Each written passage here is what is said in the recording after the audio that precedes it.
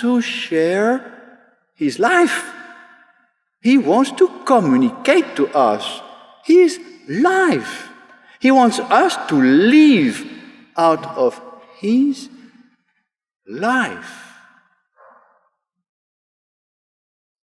We see that, or we may see that, we may understand a little bit in the communion. In the communion we understand that God comes in us. We receive the host, we receive Jesus, he comes in us, so we understand he is now in me. But look at what Jesus says, speaking of that precisely, of the communion.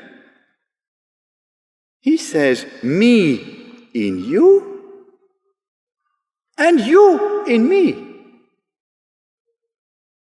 You in me.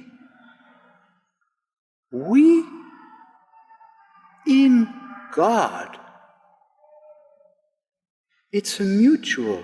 It's not only one way. God is not in us like a stranger in a hotel. No. How far does this communication of life go? How far does it go? You know, speaking of communion, there is a very, I may say, delightful image which the theologians, St. Thomas, the Church is using, which says, look what happens when you receive an aliment, nutrition. What happens?